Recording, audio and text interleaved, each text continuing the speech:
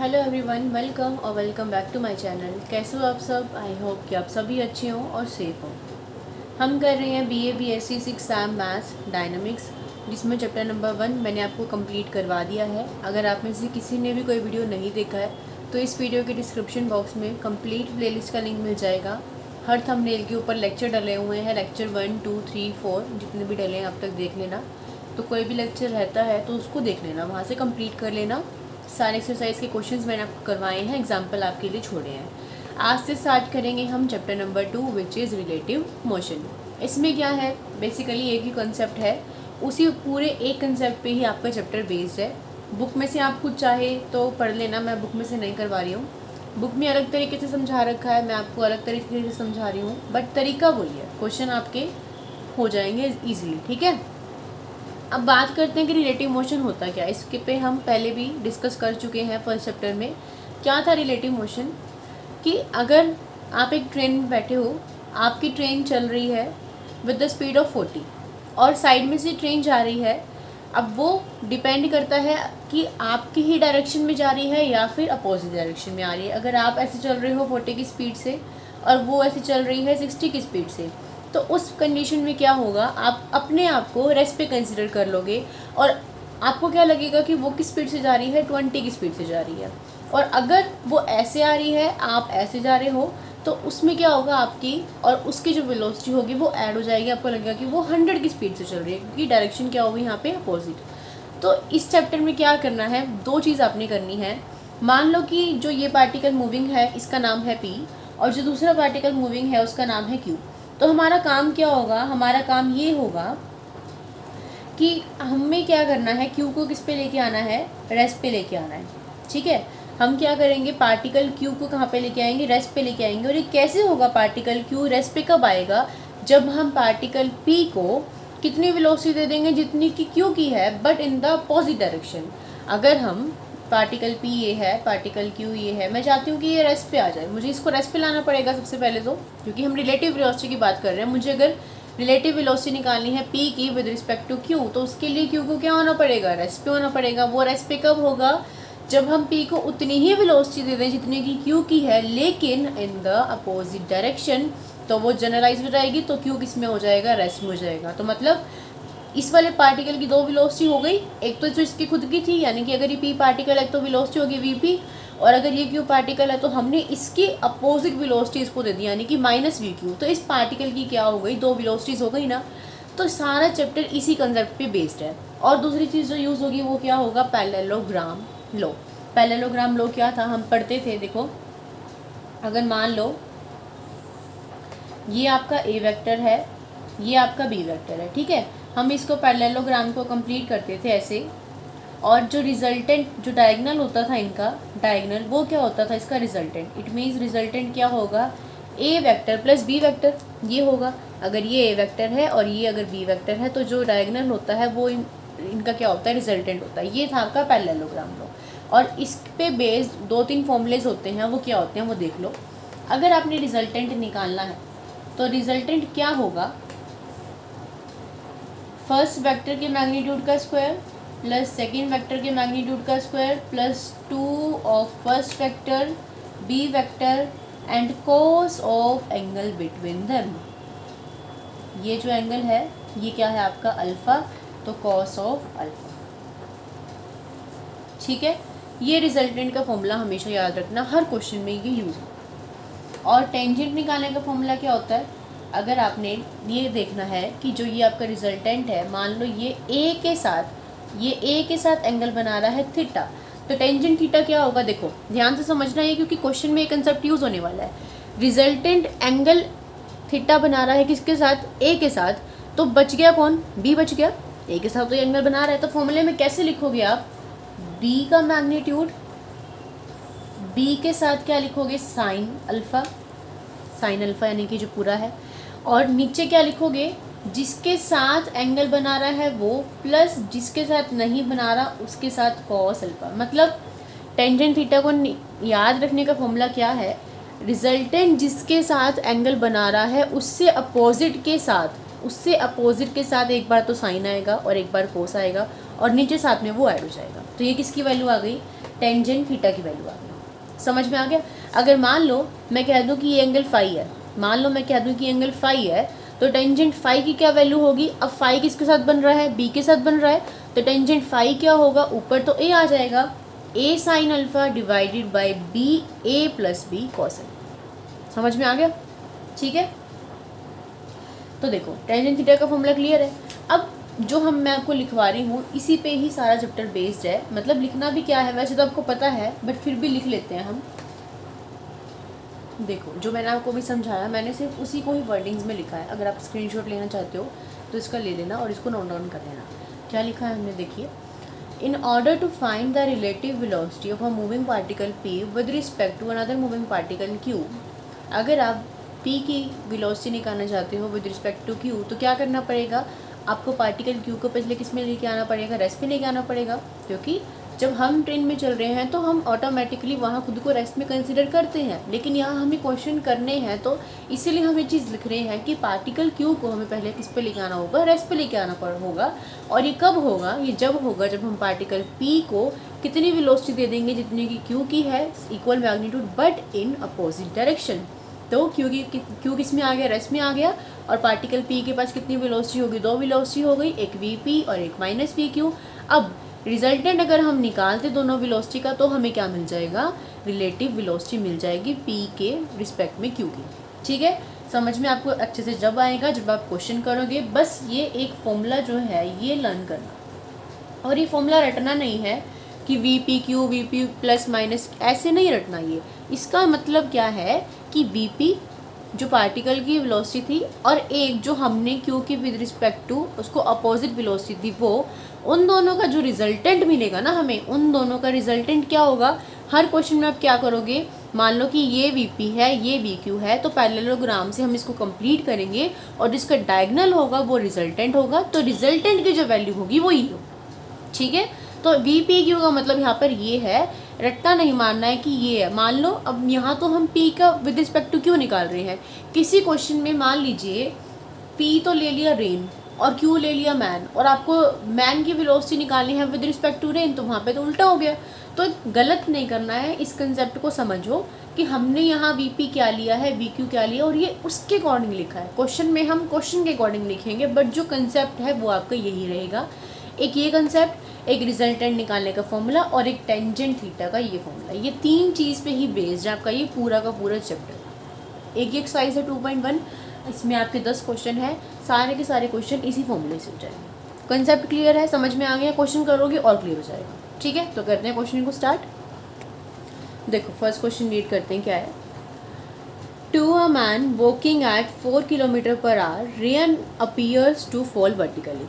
एक मैन है, ठीक है, जो वॉक कर रहा है, कितने की स्पीड से? 4 किलोमीटर पर आवर की स्पीड से चल रहा है एक आदमी। उसको लग रहा है, अपीयर्स का मतलब होता है दिखाई देना, लगना, जो एक्चुअल में नहीं है बट हमें लग रहा है। उसको लग रहा है कि जो रेन है ना वो वर्टिकली क्या है, नीचे गिर रही है। वैसे अगर आप ऐसे चल रहे हो तो आपको लगेगा कि जो रेन है ना, रेन वो ऐसे वर्टिकली नीचे गिर रही है, बट एक्चुअल में वो नीचे नहीं गिर रही होती। आपको लग रहा है लेकिन वो नीचे गिर रही है। ठीक है, if its actual velocity is 8 kilometre per our, अगर रेन की एक्चुअल वेलोसिटी क्या है, 8 किलोमीटर पर आवर है, तो आपको ये बतानी है कि रेन की एक्चुअल डायरेक्शन क्या है, मतलब वो किस डायरेक्शन में एक्चुअली गिर रही है। तो जहाँ डायरेक्शन की बात आ जाती है वहाँ हमेशा किसकी बात आती है? एंगल की। तो बेसिकली आपको क्या बताना है कि रेन जो है वो मैन के साथ कितने डिग्री का एंगल बना रही है। अगर हमें पता चल जाए कि वो कितने डिग्री का एंगल बना रही है तो ऑब्वियसली बात है, पता चल जाएगा ना कि वो किस डायरेक्शन में मूव कर रही है ना। तो सबसे पहले बनाना है डायग्राम। इस चैप्टर में सिर्फ और सिर्फ डायग्राम ही आपको समझ में आना चाहिए। आपको डायरेक्शंस का पता होगा। देखो डायरेक्शन हम कैसे लेके चलेंगे हर क्वेश्चन के अकॉर्डिंग, मतलब हर क्वेश्चन में डायरेक्शन क्या रहेंगी? आपके जो सामने है दैट इज़ नॉर्थ, जो पीछे है वो साउथ है, जो राइट हैंड साइड को है वो ईस्ट है, और जो लेफ्ट हैंड साइड को है वो वेस्ट है। ठीक है, हर क्वेश्चन में डायग्राम करते हुए अगर कोई नॉर्थ ईस्ट नॉर्थ वेस्ट वाला डायग्राम होता है, वर्डिंग होती है, तो वहाँ हम इस चीज़ का यूज़ करेंगे। अब इस क्वेश्चन का हम डायग्राम बनाते हैं। देखो कैसे बनेगा डायग्राम।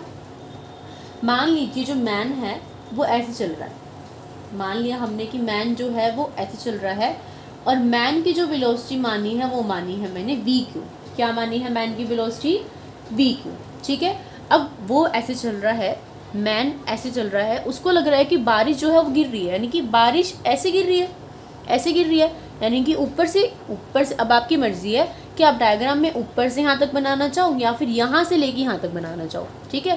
तो हम डायग्राम ना इसीलिए अपनी कन्वीनियंस के लिए ऐसे बनाते हैं ताकि हमें उसको बनाने में ईजी हो जाए, मतलब समझ रहे हो। हम इस तरह से बनाते हैं डायग्राम को कि उनके जो पॉइंट्स हैं ना वो मिल जाए, ताकि हमारा क्वेश्चन करना हमें आसान हो जाए। आप इसको चाहो तो ऐसे भी बना सकते हो, यहाँ पे है, ठीक है। अब देखो यहाँ पे हम क्या लिखेंगे, यहाँ पे वीपी नहीं लिखना, ये गलती मत करना। क्यों नहीं लिखना वीपी? क्योंकि जो मैन है उसको लग रहा है कि बारिश जो है वो इस तरह से आ रही है, लेकिन एक्चुअल में बारिश इस तरह से नहीं आ रही। ये मैन को अपीयर हो रहा है, तो मैन को क्या अपीयर हो रहा है कि मेरे जो रिलेटिव बारिश है वो ऐसे आ रही है। तो यहाँ पर क्या लिखोगे आप? रिलेटिव वेलोसिटी यानी कि वी पी क्यू लिखोगे, यानी कि वी पी क्यू का क्या मतलब है? ये रेन की वो वेलोसिटी है जो मैन के रिलेटिव है, relative velocity of man, sorry relative velocity of rain with respect to man. समझ में आया कि वी पी क्यू लिखा है क्योंकि ये आदमी को दिखाई दे रही है। जहाँ पर भी ऐसे अपीयर्स टू होगा इट मीन्स वो रिलेटिव वेलोसिटी है। समझ में आ गया? इतनी बात क्लियर है। देखो अब अगर वी क्यू इधर है, वी क्यू इधर है तो माइनस वी क्यू इधर होगा, इसके अपोजिट डायरेक्शन में होगा, ऑब्वियसली बात है, माइनस वी क्यू इधर होगा, ठीक है। अब बात आती है रिजल्टेंट की। देखो ये वी क्यू है, ये वी पी क्यू है। अगर मैं पैरेललोग्राम लो बना दूँ, इसको कंप्लीट कर दूँ, करना नहीं है, सब समझा रही हूँ। अगर मैं इसको कंप्लीट कर दूँ तो इसका डायगोनल कौन बनेगा? ये बनेगा। और पैरेललोग्राम के अकॉर्डिंग पैरेललोग्राम का डायगोनल क्या देता है? रिजल्टेंट।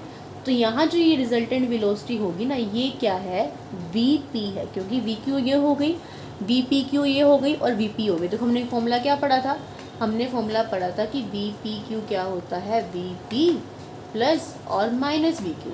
अब मुझे क्या निकालना था? वी पी निकालना था, तो we P Q plus we Q क्या होगा? वी पी होगा। और ये इस चीज़ को फॉलो भी कर रहा है। देखो वी पी क्या है? रिजल्टेंट। रिजल्टेंट क्या होता है? इन दोनों का सम, यानी कि वी पी यहाँ बनेगा। क्लियर है? समझ में आ गई इतनी बात? ये वी पी क्या है? रेन की एक्चुअल डायरेक्शन, मतलब रेन एक्चुअल में ऐसे जा रही है। ये क्या है? रेन की एक्चुअल वेलोसिटी, ये मैन की, और ये जो रेन की वेलोसिटी मैन को दिखाई दे रही है, ठीक है।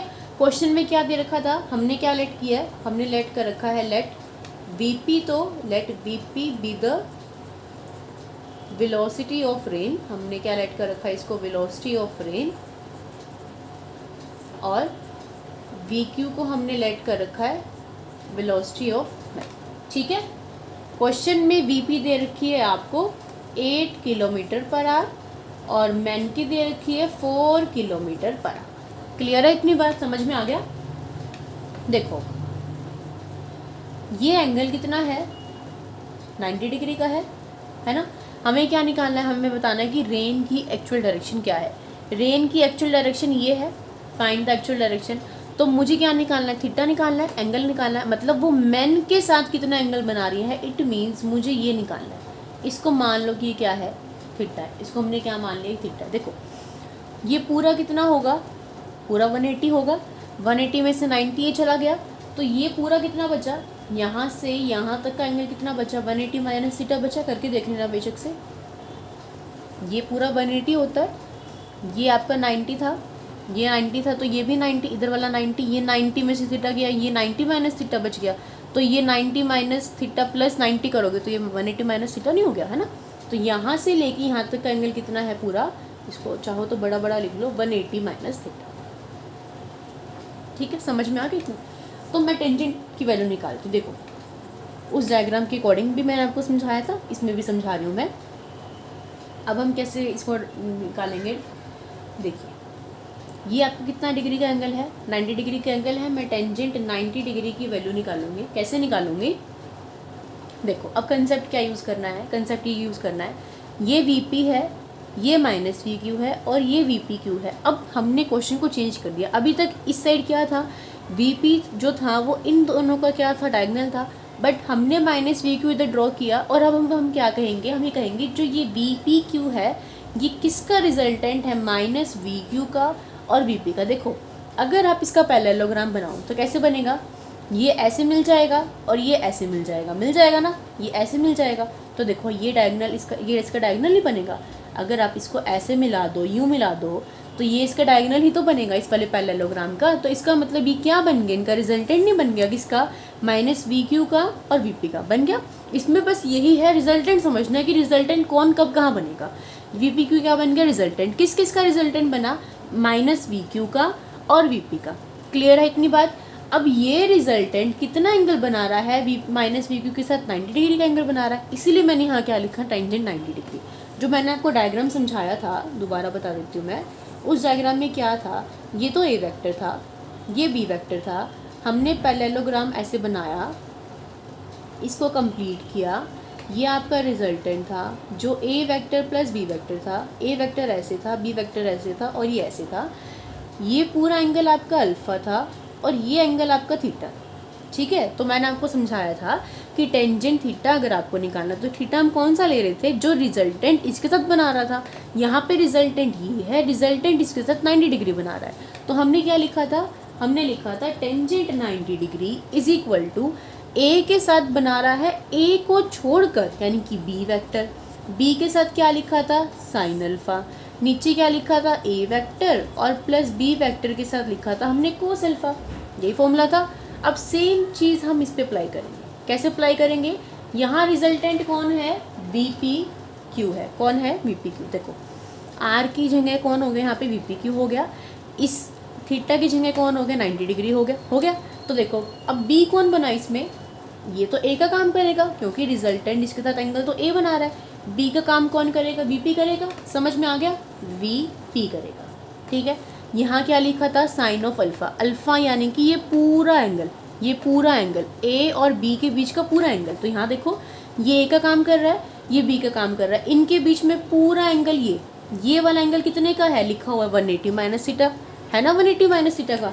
तो वी पी के साथ क्या आएगा, sign of 180 minus theta.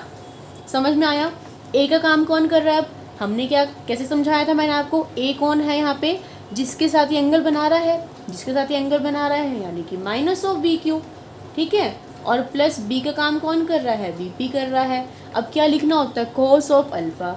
Alpha का काम यहाँ कौन कर रहा है, ये पूरा angle, it means 180 minus theta. समझ में आया। देखो क्या कुछ मुश्किल था, अगर आपको ये कंसेप्ट समझ में आ गया है ना, तो मैं कह रही हूँ कोई भी क्वेश्चन मुश्किल नहीं लगेगा इस चैप्टर का, बस कंसेप्ट समझ लेना। ठीक है, क्लियर है, समझ में आ गया कैसे लिखा है। अब देखिए कैसे करेंगे हम इसको। यहाँ से आपका यहाँ क्या है, टेंजेंट 90 क्या होता है, साइन 90 बाई कोस 90। साइन 90 कितना होता है, 1/0, यानी कि इन्फिनिटी होती है ना टेंजेंट 90 की वैल्यू। तो अगर मैं इसको 1/0 लिखूँगी तो क्या बनेगी, देखो 1, ऐसे रफली बता रही हूँ मैं लिख के, 1/0 बनेगी। इन्फिनिटी को 1/0 लिख सकते हैं, या फिर साइन कॉस की फॉर्म में आप इसको 1/0 लिख सकते हो। क्रॉस मल्टीप्लिकेशन करोगे तो क्या, दिस टर्म इंटू 1 यानी कि ये टर्म, और इज इक्वल टू में इसके साथ 0 के साथ मल्टीप्लाई होगी, 0 हो जाएगी ना सारी टर्म। तो मतलब क्या मिलेगा आपको मिलेगा माइनस तो वी क्यू और प्लस वी पी और cos of 180 minus theta is equal to 0। अब देखो 180 माइनस थीटा, अगर क्वाड्रेंट की बात करें हम, जैसे मान लो क्वाड्रेंट है फर्स्ट, सेकंड, थर्ड, फोर्थ, यहाँ 0 से 90, यहाँ 90 से 180, यहाँ 180 से 270, 270 से 360, यानी कि थर्ड क्वाड्रेंट में लाई करेगा। 180 माइनस करोगे तो इस क्वाड्रेंट में कॉस कैसा होता है, नेगेटिव होता है। तो ये क्या बन जाएगा, नेगेटिव, यानी कि माइनस ऑफ वी क्यू और minus of V P cos theta equal to 0। अब वैल्यू पुट कर दो। देखो वी क्यू कितना दे रखा था, 4 दे रखा था, इसका मतलब minus of 4, minus V P कितना दे रखा था, 8। ठीक है, देखो जस्ट अ मिनट, देखिए यहाँ पे क्या है, माइनस वी क्यू है, यहाँ पे क्या है, माइनस वी क्यू वैक्टर लेना है ना, यानी कि ये वाला वेक्टर लेना है। तो ये वैल्यू तो वी क्यू की थी, वी क्यू अगर 4 है तो माइनस वी क्यू कितना होगा, -4 होगा ना। मतलब ये माइनस तो हमने लगा रखा है और ये वी क्यू की वैल्यू का है, और इसका मैग्नीट्यूड लोगे तो ये पॉजिटिव नहीं हो जाएगा। अगर आप नेगेटिव इसका मैग्नीट्यूड लोगे तो ये 4 हो जाएगा। ये वाला माइनस तो इसके लिए है, समझ रहे हो आप मेरी बात। हमने क्या लेना है, इसका मोड लेना है, वी क्यू की वैल्यू का मैग्नीट्यूड लेना है, तो वो 4 रहेगा ना, -4 नहीं होगा, 4 रहेगा। तो यानी कि +4 -8 और कोस थीटा इक्वल टू 0।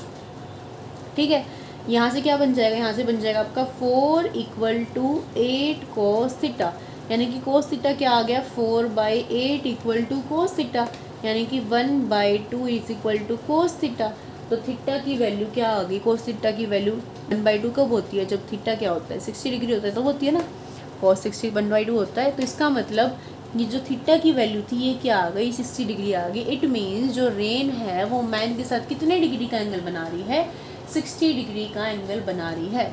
आपके आंसर में ऐसे लिख रखा है 60 degree with the horizontally, horizontally तो है। बस क्वेश्चन समझ में आया।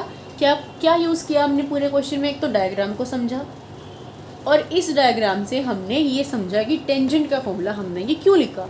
अगर मैं डायरेक्टली फॉर्मूला लिख दूँ आपके सामने तो आपको नहीं समझ में आएगा ना कि मैंने ये वीपी के साथ ही साइन क्यों लिखा, वी क्यू के साथ क्यों नहीं लिखा। वो इसलिए इस कंसेप्ट पे बेस्ड है, इसलिए आपको पहले कंसेप्ट समझाया। आई थिंक कि समझ में आ गया हो। फिर भी कोई स्टेप नहीं समझ में आया तो एक बार खुद करना। अभी दो क्वेश्चन और करते हैं। वीडियो 20 मिनट की हो गई है, देखती हूँ सेकंड क्वेश्चन करवाती हूँ। अगर ज़्यादा बड़ी वीडियो नहीं होगी तो थर्ड भी करवा दूँगी, ठीक है। क्वेश्चन से ही कंसेप्ट अच्छे से क्लियर होंगे आपको। अब देखो सेकंड क्वेश्चन क्या कहता है। A train moving with the speed of 60 kilometre per hour is stuck by a stone moving with the velocity of 30 kilometre per hour making an angle of 60 degree with the direction of motion of rain. क्या है, एक train चल रही थी 60 की speed से एक train चल रही थी और उससे ना एक स्टोन आगे भिड़ गया। उस स्टोन की जो वेलोसिटी थी वो 30 किलोमीटर पर आवर थी और जो स्टोन ने ट्रेन के साथ एंगल बनाया वो कितने डिग्री का था, 60 डिग्री का था, ठीक है। तो find the velocity with which the stone appears to the passengers in the train strike the train.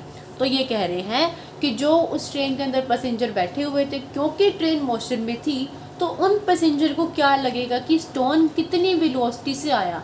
Stone की एक्चुअल वेलोसिटी तो क्या है 30 किलोमीटर पर आवर है, लेकिन हमें बताना कि पैसेंजर्स को क्या लगेगा कि वो कितनी वेलोसिटी से आया। क्वेश्चन समझ में आ गया। बनाए डायग्राम। देखिए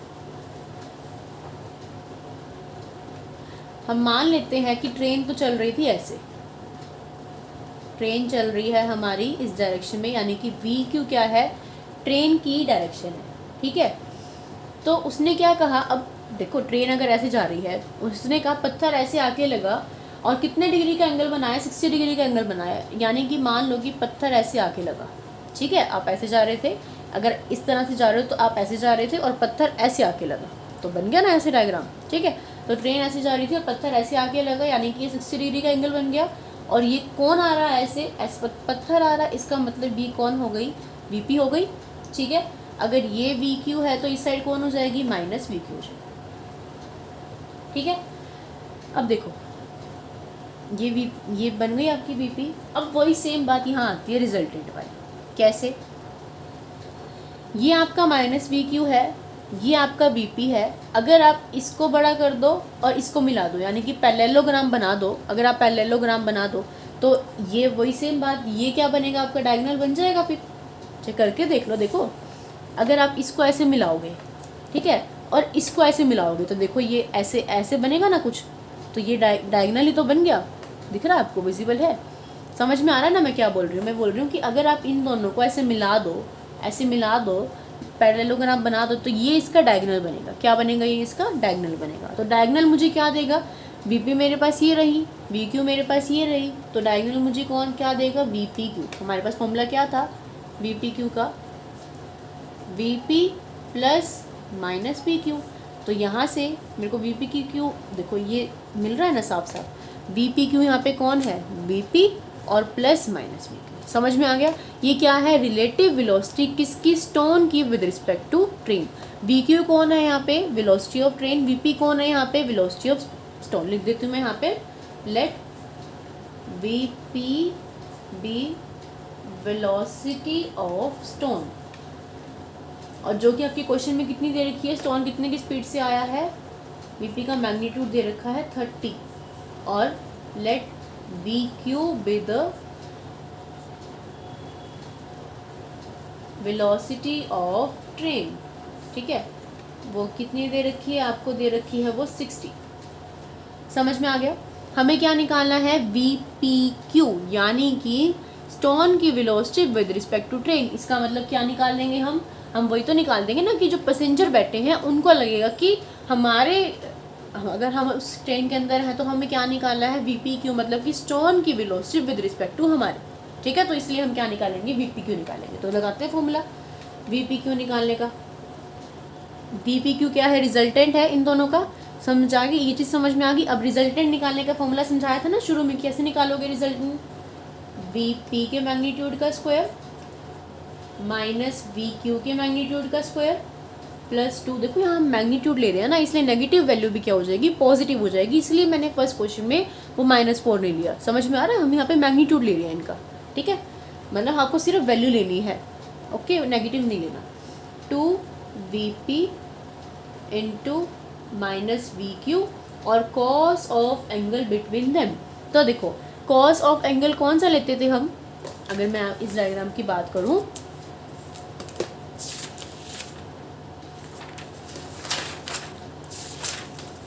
ये देखो हमने ये डायग्राम बनाया था, रिजल्टेंट बनाया था, तो कॉस कौन सा लिया था, अल्फा के साथ लिया था। अल्फा क्या था, जो ए और बी के बीच में बन रहा था, यानी कि जो दो वेक्टर आप जिनके यहाँ पे यूज़ कर रहे हो उनके बीच में जो डायग्राम बनेगा, जो एंगल बनेगा, वो क्या लेना है, अपने कॉस के साथ लेना है। तो देखिए यहाँ ये रिजल्टेंट है, ये रिजल्टेंट है।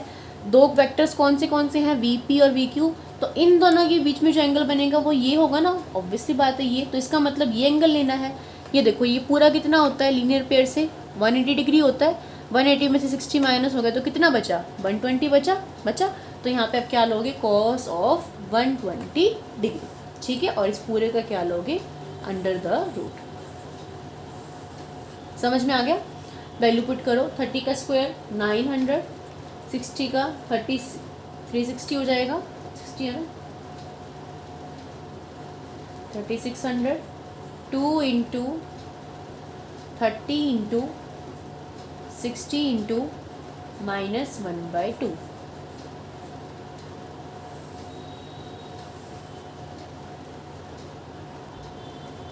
अब इसको सॉल्व कर दो, 2 से 2 कट जाएगा, इन दोनों को ऐड करो, क्या बनेगा 4500। यहाँ से माइनस हो जाएगा, 6 3 जार यानी कि 1800, ठीक है। तो इनको सब्ट्रैक्ट करोगे तो क्या आएगा,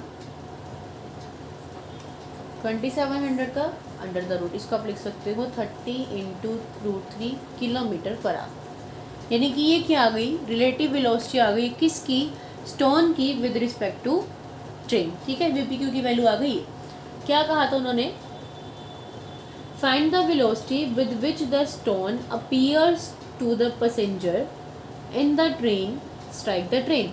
तो वेलोसिटी तो आपने निकाल दी, बट साथ में आपको क्या निकालना पड़ेगा, थीटा भी निकालना पड़ेगा, डायरेक्शन भी तो बतानी पड़ेगी ना, तो थीटा भी निकालना पड़ेगा, ठीक है। निकाल लेते हैं। देखो थीटा, वी क्यू ये मान रखा है, एक वेक्टर ये है, एक वेक्टर ये है, वही सेम रूल अप्लाई करूँगी मैं।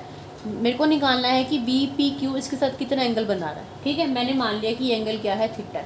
मैंने मान लिया कि एंगल क्या है, थीटा। तो फॉर्मूला लगाओ यहाँ पे, टेंजेंट थीटा निकालने का। क्या होगा, थीटा एंगल इसके साथ बना रहा है, यानी कि -वी क्यू के साथ बना रहा है, तो जिसके साथ एंगल बनता है उससे अपोजिट वेक्टर, यानी कि वीपी के साथ मैं क्या लूँगी, साइन ऑफ अल्फा। अल्फा का मतलब क्या होता था, जो इन दोनों वेक्टर्स के बीच का एंगल है वो कितना है, यहाँ पे 120, यानी कि वीपी साइन ऑफ 120 डिग्री। समझ में आ गया। नीचे क्या लूँगी, दूसरा वेक्टर कौन सा है, -वी का मैग्नीट्यूड, ये जरूर लगा लेना, और प्लस वीपी के साथ cos of angle between them, यानी कि 120 डिग्री, ठीक है। वीपी की वैल्यू पुट कर दो, कितनी है, वीपी की वैल्यू 30, साइन 120 होता है √3/2। नीचे -वी की वैल्यू मैग्नीट्यूड में पुट करोगे तो 60, प्लस वीपी कितना है 30, और कोस 120 होता है -1/2, ठीक है। अब देखो इसको कट करो, कितना बन जाएगा, 15 बन जाएगा। इसको कट करो, कितना बन जाएगा, 15 बन जाएगा, यानी कि 15√3, और नीचे आपका क्या बचेगा, यहाँ पे 60, ये 60 बचा हुआ है, और ये -50, यानी कि 45। तो 15√3 और बाय 45, इसको कट करो यानी कि 3, इसका मतलब √3/3, यानी कि टेंजेंट थीटा क्या आ गया, √3/3 आ गया। आप 3 को √3 इंटू √3 लिख सकते हो, इससे कट गया, यानी कि 1/√3। टेंजेंट की वैल्यू 1/√3 कब होती है, जब थीटा 30 डिग्री होता है, तो बस आगे आंसर, यानी कि रिजल्टेंट, यानी कि ये कितना एंगल बनाएगा इसके साथ 30 डिग्री। तो हमने बता दिया कि जो आपकी पैसेंजर बैठे हैं अंदर उनको लगेगा कि वो जो स्टोन है वो इतने की स्पीड से आ रहा है और वो इतना एंगल उसके साथ बनाएगा। ठीक है, समझ में आ गया, क्लियर है। अब करें थर्ड क्वेश्चन, करें या ना करें, देखती हूँ, ज़्यादा बड़ा हुआ तो नहीं करेंगे। देखो यहाँ पे एक बात मैं बताना भूल गई, 30 डिग्री तो हमने बता दिया, लेकिन 30 डिग्री एंगल किसके साथ बन रहा है, माइनस वी क्यू के साथ बन रहा है। ट्रेन की जो डायरेक्शन थी वो तो वी क्यू थी, माइनस वी क्यू तो उसकी अपोजिट डायरेक्शन है। तो यहाँ पर आप एक चीज़ लिख देना कि 30 degree with reverse direction of train. और अगर हमें ट्रेन की डायरेक्शन में एंगल निकालना हो तो वो क्या होगा, इतना होगा, ये होगा ना, ये बचेगा, तो वो कितना आएगा 150। देखो ये वाला एंगल बचेगा ना, अगर मेरे को निकालना है कि वी क्यू के साथ कितना एंगल बन रहा है तो वो क्या आएगा 150 तो आएगा। ठीक है, तो यहाँ पे आप क्या लिखोगे, and 150 with direction of train. आपकी बुक में हाँ 150 ही दे रखा आंसर। ठीक है, क्योंकि हमने माइनस वी क्यू के साथ निकाल दिया ना, जबकि आपको निकालना किसके साथ है, ये वाला जो एंगल है, ये देखो वी क्यू के साथ, यानी कि ये वाला एंगल अल्फा। ठीक है, समझ में आ गया। तो ये वाला 90 और ये आपका 60 इसमें ऐड हो गया, यानी कि 150। ठीक है, क्लियर है। तो अब करते हैं थर्ड क्वेश्चन, ज़्यादा बड़ा नहीं है, हो जाएगा इस वीडियो में आसानी से, छोटा सा ही क्वेश्चन है। देखो क्वेश्चन क्या है, पढ़ते हैं।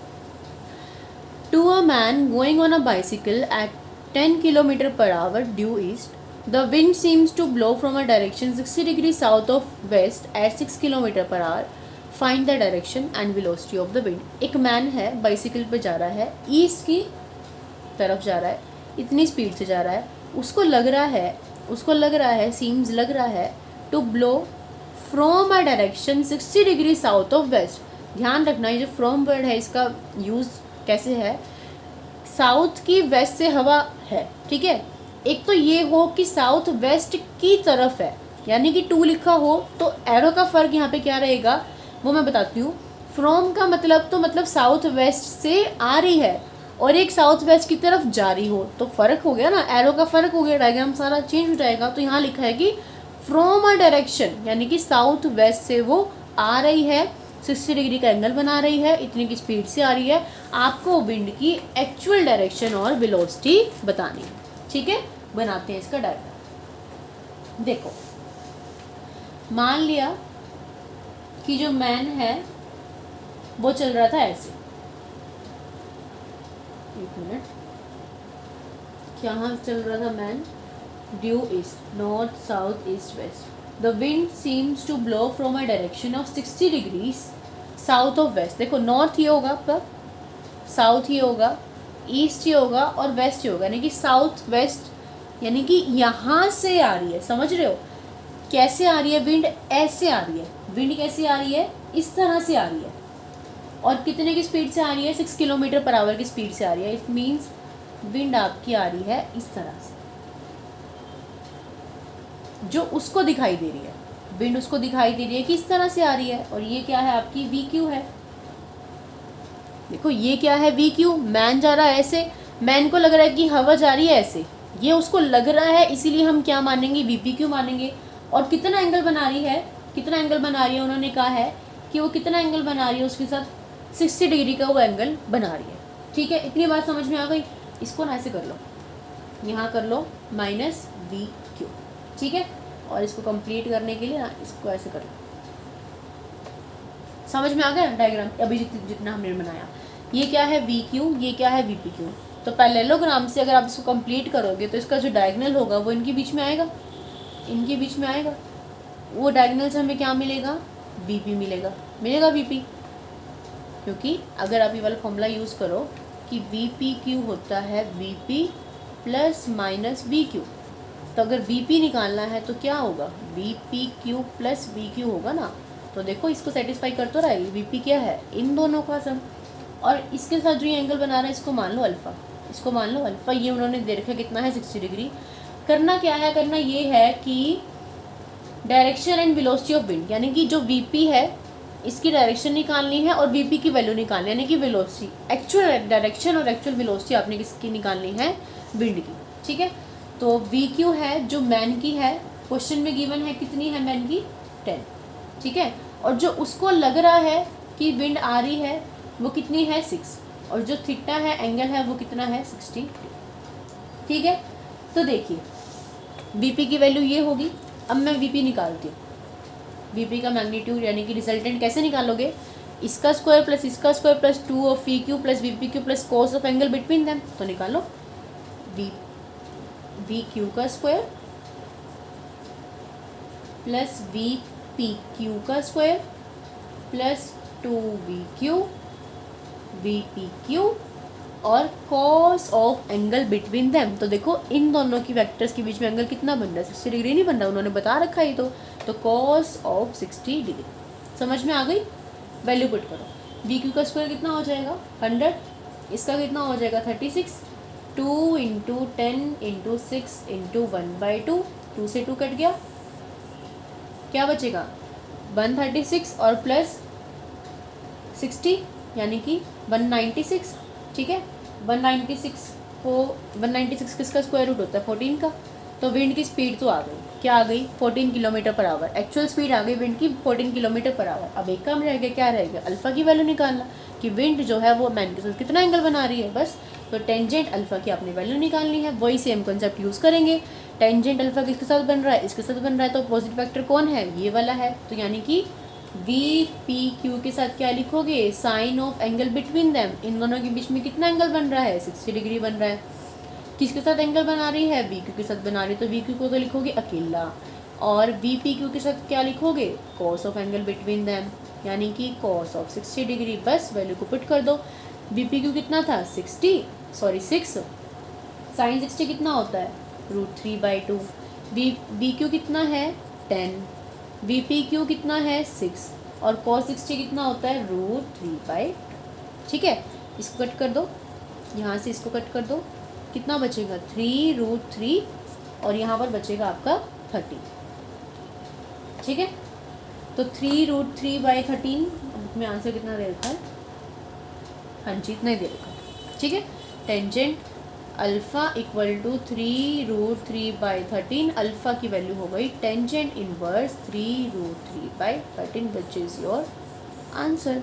समझ में आ गया, ये तो बिल्कुल। और यहाँ पे लिख देना with the direction of man, क्योंकि डायरेक्शन मैन ऐसे मूव कर रहा है तो मैन की डायरेक्शन के साथ ही तो है। बस इसमें थोड़ा सा आंसर को आप अच्छे से लिख दो ना, तो उनको ये हो जाता है कि हाँ आपको कंसेप्ट समझ में आ गया, with the direction of man. समझ में आया कि नहीं आया, 3 क्वेश्चन कराए, तीनों बिल्कुल आसान है। तीनों क्वेश्चन आपने देखने होंगे किस चीज़ पे बेस्ड है, रिजल्टेंट पे, इस फॉर्मूले पे, और टेंजेंट के इस वाले फॉर्मूले पे। तो क्या कुछ मुश्किल लगा, ये सारा चैप्टर देखो 3 क्वेश्चन हो गए, टोटल आपके 10 क्वेश्चन आपके सामने है, सारे के सारे क्वेश्चन ऐसे ही हो जाएंगे, और ये चैप्टर 2 जल्दी से जल्दी हम खत्म कर लेंगे। ठीक है, तो ध्यान से कर लेना, जैसे समझाया है इसको ऐसे समझ लेना, कंफ्यूज मत होना, कभी बुक वाला लेके बैठ जाओ और ऐसे सोचो कि पता नहीं क्या दे रखा है। एग्जाम्पल करो तो भी इस तरीके से करके देखना, ऐसा कोई एग्जाम्पल नहीं होगा जो नहीं होगा। अभी पूरे होने तो पहले एक्सरसाइज फिर करना एग्जाम्पल, क्योंकि थोड़े से टफ क्वेश्चन भी आएंगे भी आगे आगे, थोड़े से तो अभी तो मुश्किल, स्टार्टिंग में तो आसान ही थे। ठीक है जी, तो टेलीग्राम चैनल पे फॉलो कर लो, वहाँ पे ऐड हो जाओ, कोई भी अपडेट होगी या फिर इसका कुछ मुझे देना होगा तो मैं वहीं पे प्रोवाइड करूँगी। ठीक है, आई थिंक कि आपको आज की वीडियो समझ में आ गई हो। अगर समझ में आ गई हो तो प्लीज़ वीडियो को लाइक कर देना, अपने सभी फ्रेंड्स के साथ शेयर कर देना। चैनल पे अगर आप नए हो तो चैनल को सब्सक्राइब करके नोटिफिकेशन बेल को ऑल पे क्लिक कर देना। तो मिलेंगे नेक्स्ट वीडियो में, तब तक के लिए bye bye, take care, keep watching, keep study.